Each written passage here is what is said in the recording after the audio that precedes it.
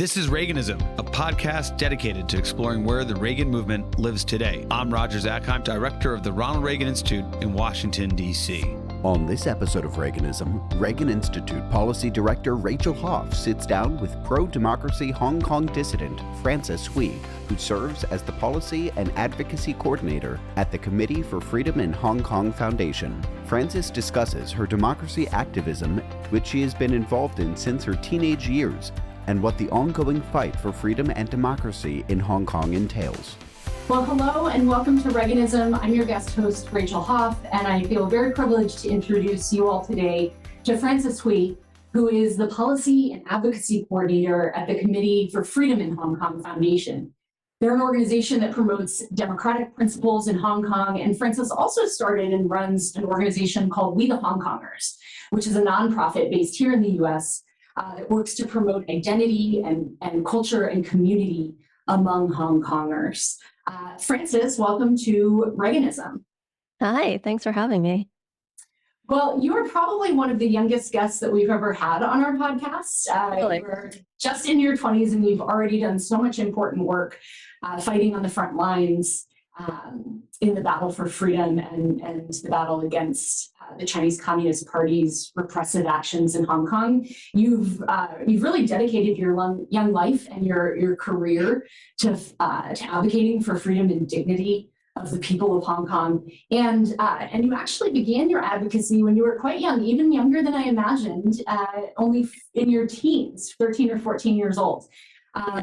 So we've had lots of guests on Reaganism who have talked to us about their own battles for freedom around the world, what they've done to stand up to autocratic and authoritarian regimes, and even a few who have talked about what's happening in Hong Kong. And they've described life kind of prior to the transition from British to Chinese rule in '97. But you and your generation of activists were largely born after that transition. And so I wonder if to start, you might just share with our listeners what life was like for you growing up in Hong Kong and why you decided to get involved in political activism at such a young age. Well, so you said the point, I was born after the handover. So I've never experienced actually the British colonial rule. But, Hong Kong has always have all these culture that was left after the colonial time. And so it's a really a mix of Chinese culture, Western culture all together. It's an international city. And I just, I grew up learning, we have to go to class and learn about the basic law, the mini constitutions of the city. And here I learned about, the freedoms that we get, how we're different from mainland China. We get the freedoms of speech, freedom of assembly, and it's actually, quite practiced in, among society. I see that in the news, people are on the streets protesting, and it's quite embedded in our culture. And one example of it is during the holiday, say the July 1st, the celebration of the handover. The tradition of Hong Kong people is that we have every year, the tradition is people would go onto the streets and protest and rally every July 1st and October 1st. And if you think about it in America, you have the holiday to take a day off, but people in Hong Kong would actually go into the streets and protest and whatever social issues that come up to speak to them, they would go onto the streets. So it's really embedded in our culture, and I think this is how it shows that Hong Kong people are really freedom lover, and we hope that eventually we can democratize and have our own election, right? And so I just grew up seeing the news and learn about that we have all these freedoms. I remember when I was 10, I saw on the TV about the Tiananmen Square massacre. Obviously, I wasn't born, and it happened in 1989. But I saw a documentary about it. This is how free it was in Hong Kong, that TV stations, TV channels, they would talk about the Tiananmen Square massacre. And I learned about it. I was like, wow, this happened 20 years ago in China. And at that time, I was really I think I grew up thinking that I'm you know, a Chinese. Like I never questioned about my identity. But once I learned about it, I was like, you know, what happened in 20 years ago? And, you know, like what that means to me. And so I initiated to basically to say that like I wanted to join the vigil in Victoria Park. And that was actually the first time I went, like I attended a rally. And I think that completely changed my life from, you know, like thinking that I'm a Chinese. And then at that point, I started to question myself, like, you know, who am I? Like, what's my identity? And like what everything, like all these means to me, like what happened in the past and like, you know, like freedoms and all that kind of things. What does that mean? And I think another life-changing moment is like in 2012, I saw on TV about like the education scheme that was proposed by the government. And basically it's like, you know, students have to take mandatory courses about like patriotism, you know, national education. And Joshua Wong and a bunch of like high school students, they went on the streets, like, you know, in front of the government headquarters and protest against it. And I saw on TV, like, these are people who were wearing uniforms, like school uniforms, just like me. Um, I thought it was so inspiring. And so I joined them as well. And I think that's how I like slowly, like step by step, got into, you know, getting involved in social movement and paying attention more to like what's going on in society. Yeah, so I think, you know, later on, after that, I joined Scholarism, you know, with the organization that started the protest. And it was just a bunch of people who wear school uniforms, like high school, middle school students. And I think that kind of like opened up a new chapter of like social movements in Hong Kong, where like middle school students and high school students were also quite, you know, quite present in that area in society. Like it's no longer like a thing for adults. Like students have a say in this place. And yeah, I think that's how I like slowly got into where I am right now. You talk about those protests, young people and the citizens of Hong Kong really taking to the streets in quite impressive and awesome numbers, kind of in those mid 2010s. It became known as the umbrella movement, right? So many Hong Kongers in the streets with umbrellas. Often, if listeners haven't seen that footage, I highly recommend looking up those images and some of that footage around that 2014 umbrella movement. And you talked about what teenagers can do, what school students can do to have their own voices heard under, you know, those relative freedoms that the people of Hong Kong had at the time. Give us a bit of a sense about what led up to that umbrella movement around 2014. What changed in Hong Kong between 1997 and 2014, kind of in practical terms for the lives of everyday Hong Kongers that led to those protests? You know, like you said, Hong Kongers, you know, really have that assembly and protest kind of built into their DNA in some ways, with those vigils and commemorations for the Tiananmen Square protests, and that connection to what was happening in mainland China. But something changed around that umbrella movement. Tell us about that time. So I think it's important to remember that Hong Kongers, they have always wanted, you know, there's always resistance against integrating with China. I think a lot of us take pride of like the differences, and like the differences, it's not like we're, you know, like we're better than anyone or stuff like that. It's more like, you know, the freedoms that we have are really important. And like it like goes back to like the Tiananmen Square massacre vigil. Like Hong Kong, you know, the vigil is like the only place in China that are able to commemorate the incident. And so it was, you know, now it's banned, but that it was the case in the past. And I think, you know, what happened was in basic law, we were promised that eventually Hong Kong people would be able to elect our own officials. And so, you know, a little bit of like kind of a 101 thing. It's like we get to like participate in the election for the legislative members, but we can't do it with like a chief executive. The chief executive has like a election committee that helps, that kind of represents people, and I think it's made of like 1,500 committee members who would essentially like nominate or like to vote for the chief executive, and then at the end, China, like Beijing government, would officially appoint that person to be the chief executive, which is basically the leader of the city. So we don't get to participate into this process, and people, this is what people's were hoping, is that eventually, according to the basic law, Hong Kong people would be able to participate in this process. And I think that was like kind of like why people have been sticking around, fighting for that, to reach to that goal.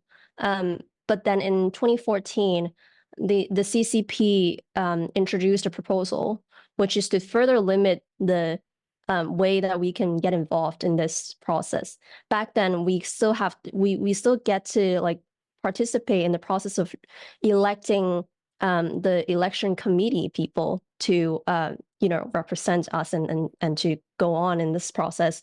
And the proposal that was brought down to the CCP is that they will further limit that, the way, like the degree that Hong Kong people can participate in the process. And so it pissed people off, and like we're walking backwards. We're not reaching that goal. We're not getting closer. And so I think it started with, obviously civil society, but then it was really like the students, the college students, and also scholarism, which, asked for students to take on a class boycott, and oppose the bill. And essentially, like when they do the class boycott, they will all gather in front of the Legislative Council and the government's headquarters on that day. And so I think the college students, they had like a week-long boycott in their university.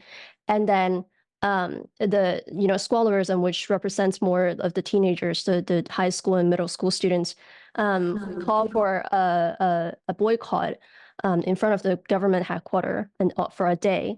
And then on that day, at the end of the night, I don't know if people have seen the video of it, but Joshua Wong, a lot of people and scholars, and basically they step on the stage and say, now we're gonna go into the government headquarters ground, and everyone just like storm into it, and basically occupy the ground in front of the headquarters and ask for the governments to respond to us. And then eventually it just broke out to a bigger like street protest, to the streets around the headquarters. People got onto the highway and occupied the highway. It was basically like kind of like the main roads in Hong Kong, which gets to a lot of like, the business buildings and whatnot.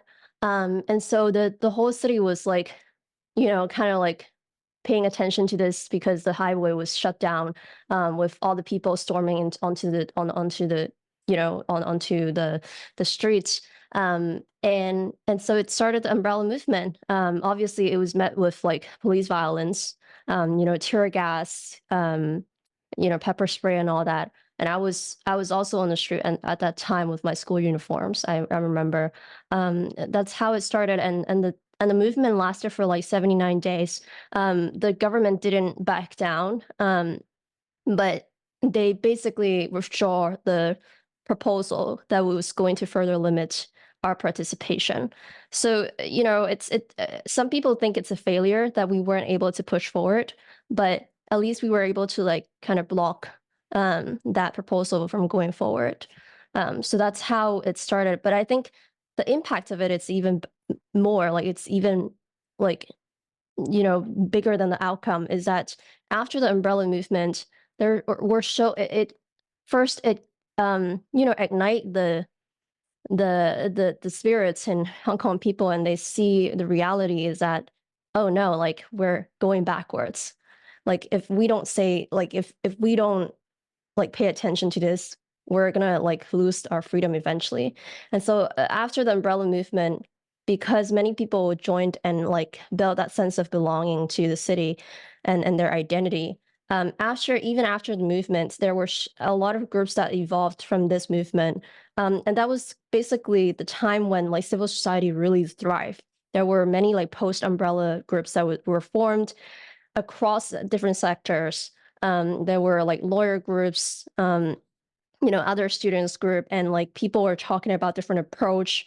It's no longer like a single-sided pan-Democrats movement. It's like there are a lot of different things that came out of that movement that really built the foundation for the 2019 movement to happen. So the impact of umbrella is actually really big, and I was really lucky that I were there to experience that environment. Is that I get to educate myself with different issues, with different approaches, different ideology, and it really thrived at that time. Yeah. So that 2014 umbrella movement, kind of the reaction among the Hong Kongers to that rollback of freedom and participation in democracy at the hands of Beijing, that those umbrellas that came to define the movement there to protect everyday citizens who were taking to the streets to demonstrate according to their rights under the Basic Law, then needing umbrellas to protect themselves from tear gas and those attacks from the police. Everything after that, and your involvement then so young in the process, everything after that kind of moment, as you say, when the people of Hong Kong sort of sowed those seeds of participating in those protests, unfortunately preceded like a continued decay and attack on crackdown on freedoms and democracy in Hong Kong. By that time, I believe you shortly after those umbrella movement protests came for university here in the United States. And so I imagine during that time, you were watching kind of Hong Kong take a turn for the worse, especially as the Chinese Communist Party imposed the national security law that we've read so much about, and kind of the resulting even greater crackdown on freedoms in Hong Kong that led to even greater massive protests. Talk a bit about that time, maybe in particular what it was like watching those developments, that attack on freedom in Hong Kong from here in the US, and how you found activism, when you're on the streets in Hong Kong, that looks like one thing with your fellow Hong Kongers, but what that activism looked like from the US as well. So I talked about how the umbrella movement have an impact, a very long-lasting impact to society. To me, it really it ignited, I built an interest for journalism because I saw how journalists were always on the front line reporting what's going on, whether it was clashes between protesters or police, or investigation, into further details of things. I was so captivated, and I felt like, this is my role. And I actually, after the 2014 movement, I joined an online media in Hong Kong to kind of volunteer for them. And so eventually, almost till the end of my high school study, I was thinking, I really want to first, if I go to universities, I want to study journalism, but also, what more can I do to bring Hong Kong to international media, to more attention from the world? I wasn't really I didn't go to an international school, and I wasn't my English is not exceptionally good. Obviously I improved over the time, but I was thinking what if I change my focus to write English and report about Hong Kong for international media.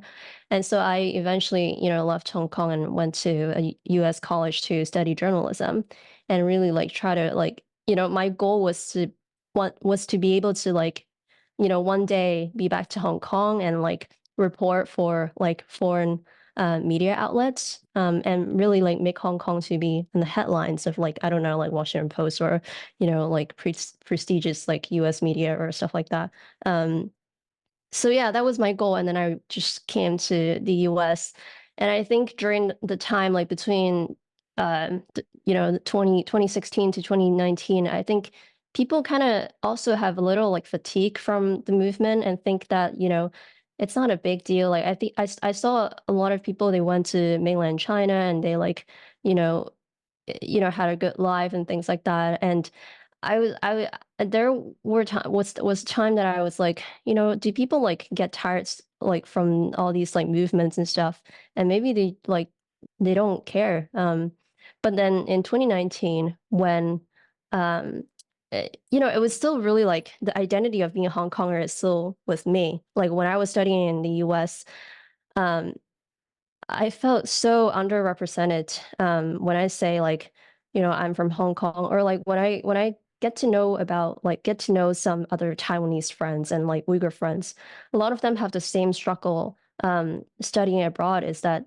their university do not understand about the problems with like the complication between these places, and how we really like not identify as Chinese. And so I went ahead with like a student newspaper at that time. Like when I was an editor at that time, I wrote an article called "I'm from Hong Kong, not China," which like simply laid out the history of Hong Kong and how people of Hong Kong slowly built that Hong Kong identity in ourselves, and why we don't see ourselves as like Chinese, and it includes like how like an argument that universities should educate themselves about these things, just so they don't like misrepresent the people from Hong Kong, from Xinjiang, from Taiwan. Um, when that article came out, it got a huge feedback, on both sides. Like from Hong Kong, people were like, were so happy, like someone like a Hong Kong girl and studying in the US like write about this. No one have written about this, and they were so encouraged, and like people were really happy. Like that's how most of the people in Hong Kong get to know me at the first place. But then here, like the Chinese students community were outraged. They were really upset about this article.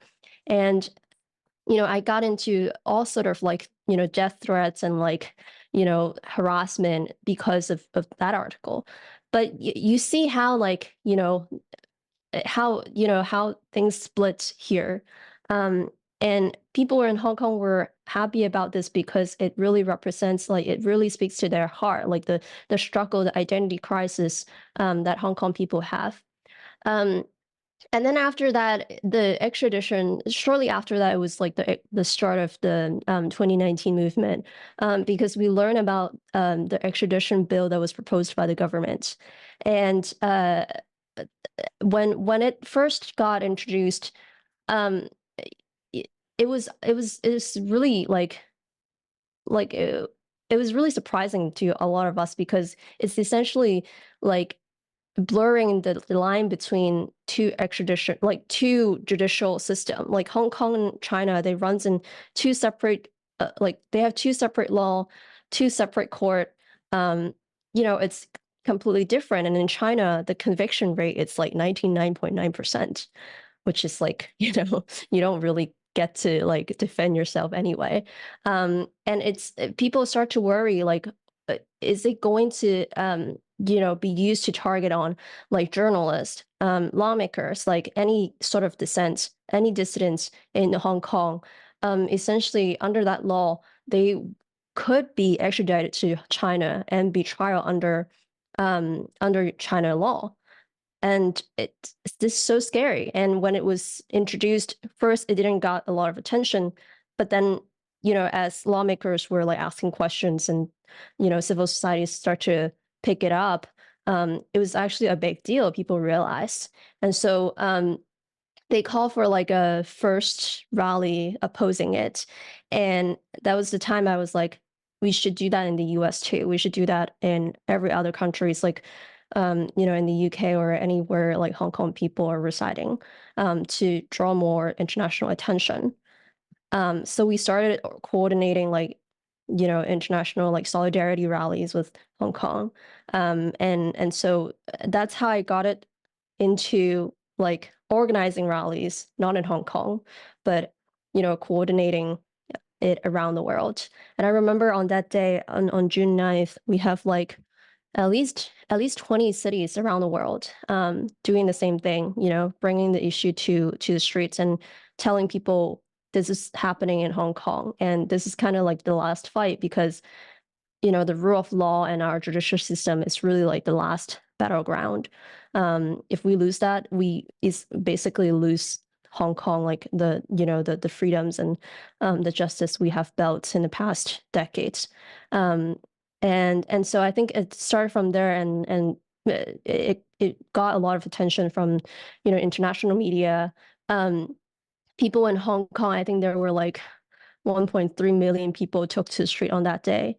It was huge. And then like a few days later, it was 2 million people in Hong Kong. And we just keep doing that, like abroad, and just keep like spreading the issue and raising awareness. That's how we like, I think, build the momentum all around the world. And yeah.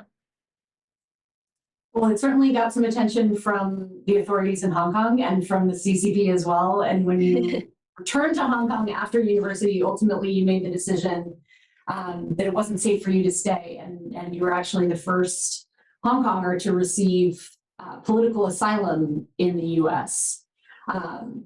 It's still kind of such a striking thing to say that somebody from Hong Kong would need to seek political asylum in the US. I actually visited Hong Kong when I was about the age that you started your activism, when I was 13 or 14 years old, before the handoff, and everything that you've talked about, the freedoms and the democratic norms that the society enjoyed during that time.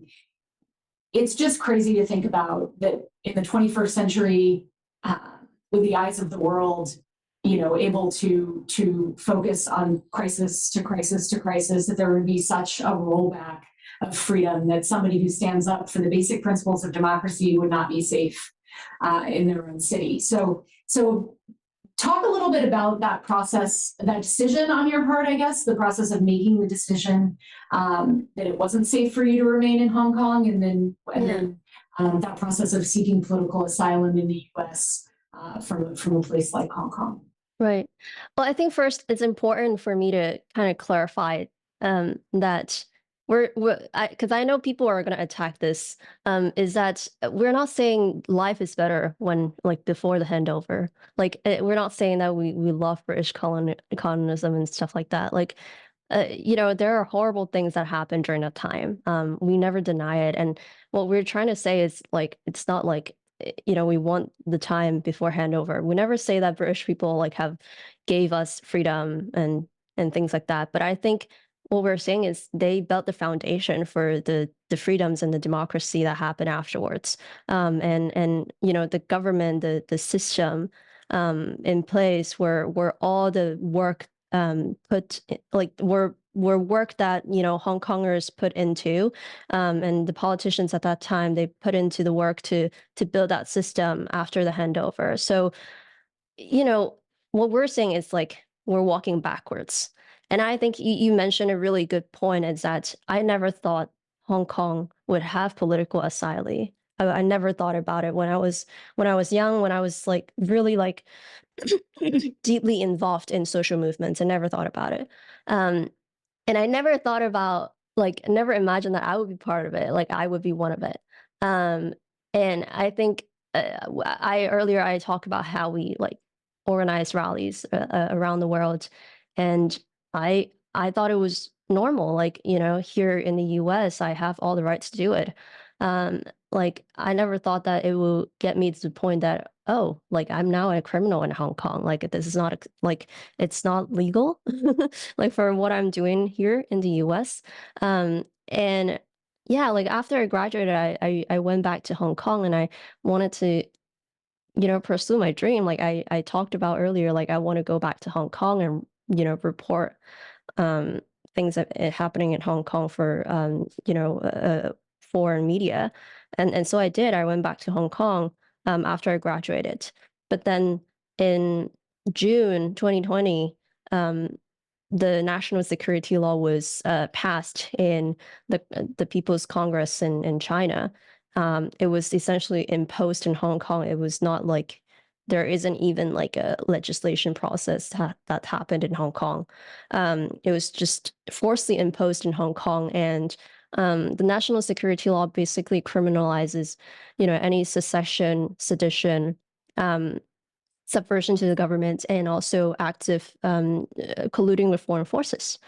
And by that, it means like the collusion with foreign forces is basically covering any sort of things that involves like any foreign factors, like whether like, for me, in my case, my efforts advocating on the Hill, for Hong Kong related bills, or like raising awareness in the US about what's going on in Hong Kong, like even having this podcast could be used as an evidence on the court as violating the national security law.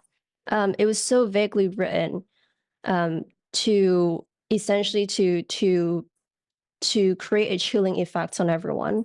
There isn't really like a very consistent, clear red line that people can follow. It's a really like it's a wide covering and like a very vaguely written law that everyone in every sector, every age, all age, and people locating into anywhere in this world could think to themselves, like, is this going, like what I'm doing, is this going to violate the national security law? So it sends a big chilling effect to the entire city. People start to self-censor themselves. Even people here in the US, out of Hong Kong, because the national security law applies to everyone in this world.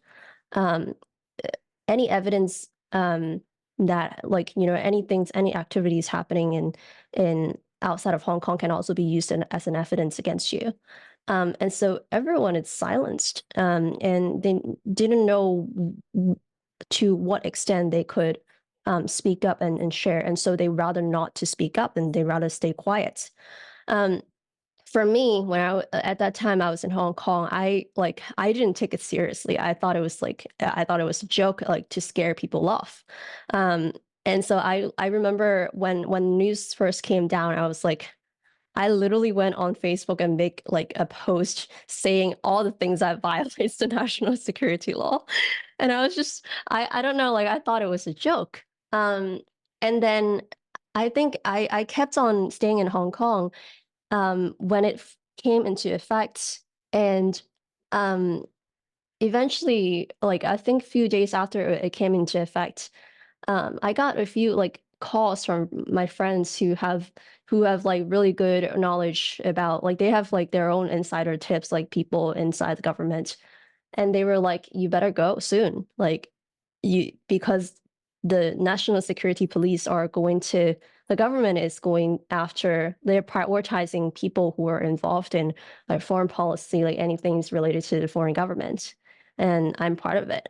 And they were like, you're definitely on the watch list.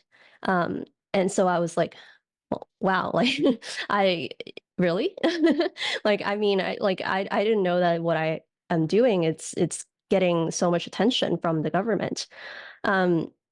And so I got the warning from a few friends, few calls, and I feel like things are getting off. And I basically had like a few hours to think about whether I should really, like when I should go. And I just remember, yeah, like I still saw like the primaries, the Democratic primaries happening. I was still on the streets canvassing for candidates. And then basically a few days after that, I left Hong Kong. I got on a plane and then came to the US. And I was really lucky because at that time, my student visa was still valid. So I was able to basically like just get a flight ticket and then go.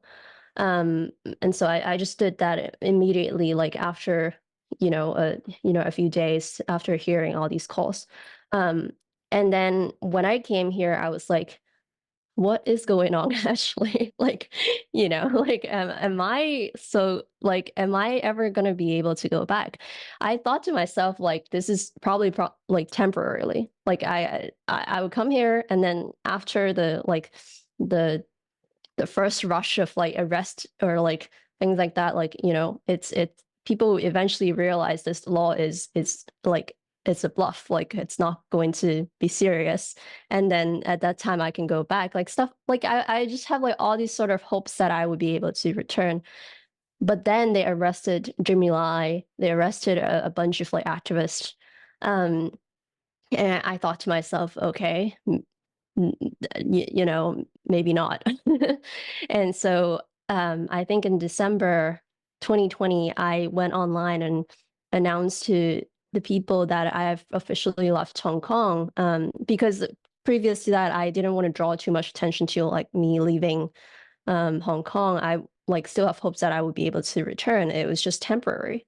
But in December, I just decided to went online and say that, perhaps this is like indefinite. Like I left Hong Kong and I would continue to do what I have been doing in the past. But unfortunately, I maybe in the foreseeable future, I wouldn't be able to set foot again in Hong Kong. And then after that, after I announced it, it's sort of like kind of like a certificate that it's confirmed. And now what not? Like what now? Like what should I do to stay here?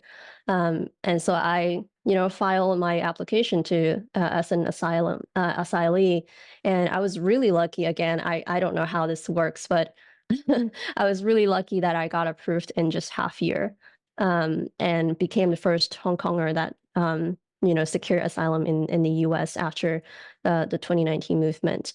So yeah, like again, it's all really like unimaginable. If you asked me 5 years ago, like, would I can I imagine that I would be a refugee, in the US? Like and the reason of it is because of political persecution. I would never imagine that to happen to me. Yeah. But unfortunately, it's happening to Hong Kongers around the world. People have to leave the city in different ways. I've heard of really crazy story of like crossing the border like illegally, like climbing and all that kind of things to get into the country, because not everyone is so lucky like me that I was able to just get a flight ticket and come. I've heard of like, people trying to get on a boat and get out from the city. And we have seen successful case, but we have also seen, people that fail to leave and they were arrested, intercepted, in the middle of water. That's the reality of a lot of the Hong Kongers who went to the streets thinking that, doing the right things for them. And but then we are basically chased to every corner. And a lot of them, were not lucky enough and they are locked behind bars. And so for me, I think my mission here is to do the things that they were not able to do and to speak for them here. Yeah. Well, and unfortunately, you and the other Hong Kongers who are doing that from abroad largely are left to do that work because, as you mentioned, those who stayed in Hong Kong, Jimmy Lai being one of the more prominent names, are in prison. But the Chinese Communist Party's repression isn't really bound by borders of mainland China, certainly, or even in Hong Kong.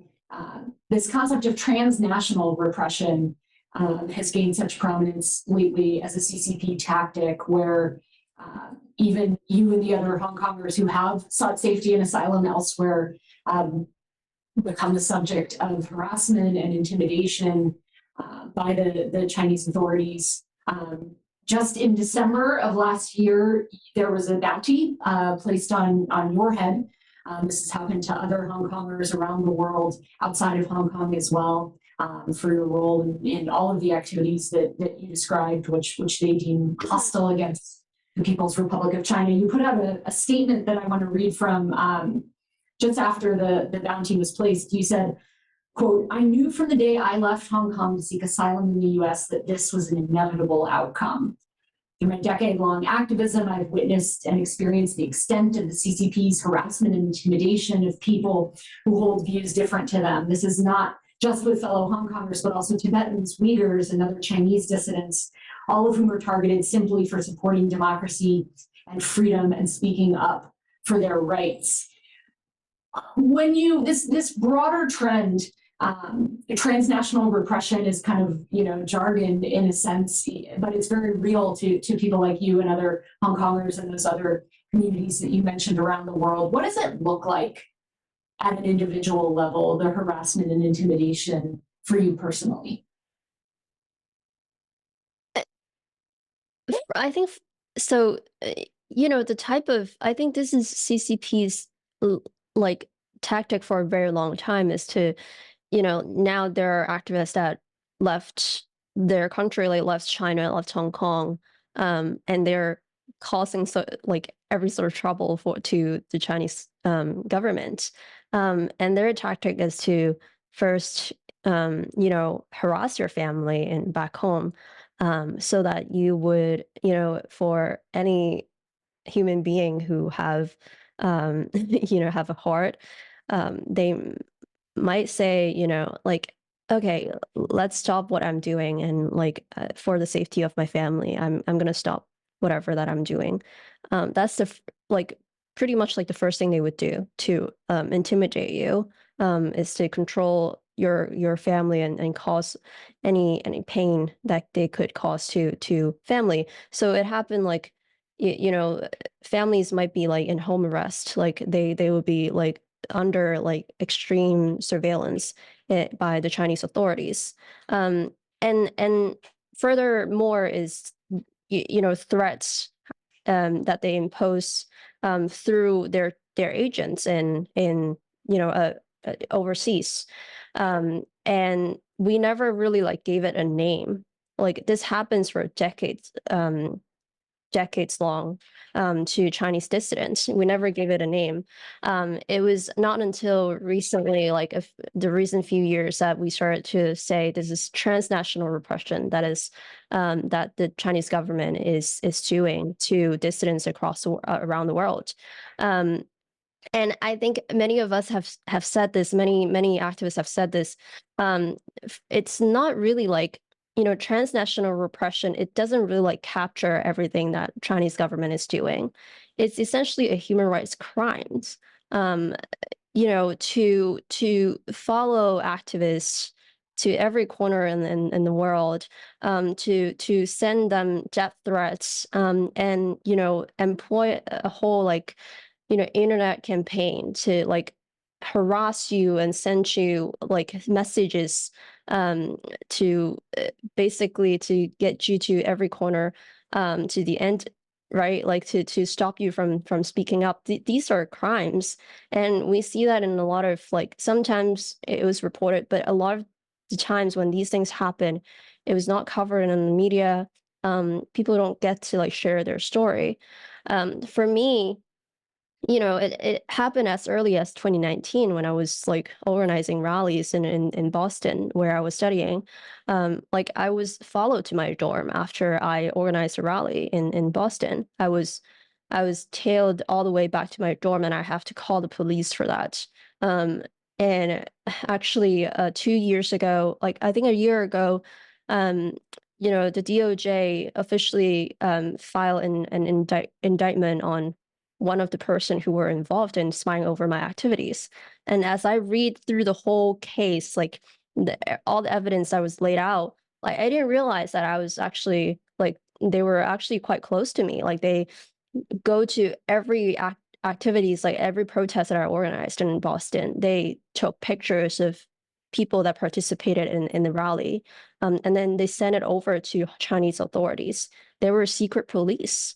And even though, and that person is actually an American citizen. And even that, he's not the only one. We know that there were a bunch of people behind, like, working with him, but because like we reacted too slowly, too slow, and so some of them already went back to China and never came back. But you think about, this is like the scale of transnational repression of China is that, like, they're essentially targeting a college students, like a 20-year-old girl here that are just organizing rallies. They were so scared, and they try to use any way to intimidate us and to stop us. The bounty, when it came down, it was not as shocking as we heard about it the first time. I was like the second round of people that were put on the bounty list. But I remember, like, on that day, like, I woke up to the news and I just, like, it's kind of like a robotic reaction that I have to, like, take all the media interviews and put out the statement, that kind of thing. And I remember that night after I finished everything, I was like, oh gosh, like, $100 million, like $1 million and 100,000 in US dollar, like, is put on me. To put into context, I'm 3 times more, like, I worth 3 times more than a child rapist or a murderer in Hong Kong. That's how scared they are. And for me, it's the thing is, like, okay, how safe am I, like, in the US, and how safe, people close to me, like, are they going to be affected as well? Like, it's finally happening to me that I have to worry about, the contacts that I have, friends or, like, people close to me, are they going to be affected as well? So immediately I was like, I need to get a camera for my home. I don't know what's going to happen. And I remember, actually, on the first 2 days after the bounty was announced, there were a few times I heard people knocking on my door, and I was so, like, paranoid. I was like, what's going on? But maybe it's just, like, random people, like, I don't know, maybe, like, a friend or, like, someone knock on a wrong door. But I was so scared. Like, I don't know if it was, like, Chinese agents that are, like, scaring me. And so this is how it's getting to me. Like, I get nervous about these more small things. But I think, again, this is, like, their tactic. This is how they wanted to stop us. And therefore, when I put out the statement, I said it clearly, like, because this is a tactic, I'm not going to fall into this. Like, this is their way to silence us. And if we stop here, what is that for? What we were doing in the past? Like, we all, like, from the moment that I came here, I already expected all sort of things that would happen to me, including, the harassment and intimidation that I would get. And when it happened, obviously, it's still shocking. It's still scary. But it's, like, I gotta carry on. Like, if I don't want to stop here and say, I'm out, because we haven't reached the end goal. My end goal is one day I'll be able to go back to Hong Kong. I'm able to return to my home, right? And so for that reason, I said I will keep going with what I'm doing. I will keep, advocating for the freedom and democracy for Hong Kong. Yeah. Well, that speaks so highly of your own passion and your courage to do this work. And it also really resonates with why we at the Reagan Institute like to help people like you tell their own stories, because it was so important to President Reagan, the work that people like you were doing around the world to stand up for freedom and advance democracy. We like to end on a hopeful, optimistic note. So before we get to our lightning round, You spoke a little bit at the end of your last answer there around your hope to return to Hong Kong, to your home in the future. What's your hope for the future of Hong Kong? Well, there are a few things that a few end goals that I like, the things that I wanted to achieve as I'm advocating for Hong Kong. First, I think as the first political asylee from Hong Kong here in the US, I really hope that we are able to advocate for a humanitarian pathway for Hong Kongers. There are more people getting out of jail right now. Even though there are, the BNO schemes from the British government, there are also immigration scheme from Canadian government. These are options, obviously, but we need something in the US. It's ridiculous to say that, the US have done nothing to protect the people in Hong Kong for those who are most persecuted. We built no pathway for them to come to the US. The only way people have came is either illegally or like me, who already have a visa and a way to come here. Right. But there are a lot of people who are released on bail in Hong Kong. They don't have a passport. It's confiscated. There are people who get out of jail. Recently, two activists who finished a sentence came forward and say that after they finished the sentence, they were still under high surveillance, continue to be monitored by the government, and were not able to get their passport back. They weren't able to leave Hong Kong. So we need to find a way to provide that pathway for these Hong Kongers to come. These people who have, established evidence, like well-rounded fear for persecution. I think this is the first thing that we need to do for the US. And I mean, everywhere around the world, that we should protect these, the people that are most persecuted. Second, I think what I'm doing here is to also continue to tell people the truth. It's, what exactly is happening in Hong Kong. I know we have seen a lot of campaigns that put out by the government recently after COVID, the Hello Hong Kong campaign, like come back to Hong Kong, we're back to the business. Please come back and do business with us, come travel and stuff like that. A lot of the things that they're doing, either cultural events or things like that, it's all to cover up what they have done in 2019 and 2020. And, it's important for us to remember that as they do these things, they continue to persecute people in the court. They continue to arrest more people that speaks out in defiance of the Chinese government. They continue to prosecute these people in the court. They continue to put them into jail. There are also people who haven't gone on trial, but were in pretrial detention for years long for no reason, right? And these things deserve so much more attention. These political prisoners, their plight, their story needs to be heard. And we can't just, ignore this fact and say, Hong Kong is back. Hong Kong is doing great. Let's go back. Because that's essentially what the government is trying to do, is to cover it up. And so we need to make sure the political prisoners, their names are being mentioned and that they're not being forgotten. So I'm here to make sure to tell the truth and to raise awareness and tell people that these things are still happening.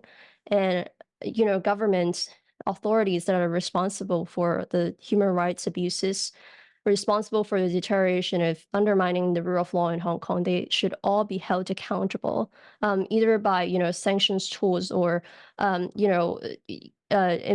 causing economic and political consequences. We need to hold them accountable, make them pay, and also, on the other hand, to make sure that we do so to make sure we could possibly make changes to their future behavior by making it more costly. So I think also here, with we the Hong Kongers and with our community, I hope that we are able to also build up our community here to strengthen it and to be able to promote to other people about the culture and identity of Hong Kong. Because if things continue to get worse, this is our last line. Like, we still have people around the world to continue to fight. And we need to do that first by strengthening and building the foundation for our community. So these are, 3 or 4 things that I'm focusing on working here right now. Well, we end each episode of the Reaganism podcast by asking our guests to share with us their favorite book about President Reagan, speech from President Reagan, or quote from President Reagan. Do you have 3, 2, or any one of those to share with our listeners today? Yeah, well, so I did some research. I can't just pull out a quote on, out of my head. So I did some research, and I came across with this letter that President Reagan wrote to the public when he announced his Alzheimer's disease. I know that he have, said a lot of things about communism, a lot of things that I can pull out to talk about China, but I think this letter he wrote was really, it's a really personal one. And I remember there's one quote that he put in the letter, which he says, "I now begin the journey that will lead me into the sunsets of my life. I know that for America, there will always be a bright dawn ahead." First, I think it was breathtaking, and I think it was really humbling for him to say this. Essentially, what he was saying is there are tens of millions of American people here in this country, and among these people, there are he is only only one of them. Although it feels like he seems a big person, he seems like a big person, but he's just one of them. And every one of us have limited lifetime. People die, but the country go on. There are more people behind, after us, that would continue to carry on the mission. And our mission in our lifetime is to make sure this place is a better place for ourselves, for others, and for future generation. Think about how we get here from from the history to today. It's because many people before us have built this country and the government, right? They have laid out all the rocks and stones as they walk their lives so that we can get here from where they end and continue to do the same thing for our future generation. And the next generation will do the same thing. They will keep laying the rocks and stones, keep going forward to achieve a better life.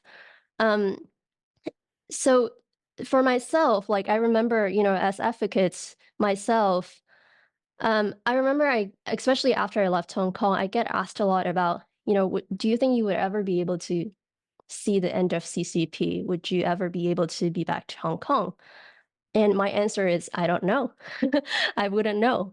But I gotta think there is hope. I gotta think that, eventually I will be back. Because if I don't, I can't go on, and there is no goal here with what I'm doing.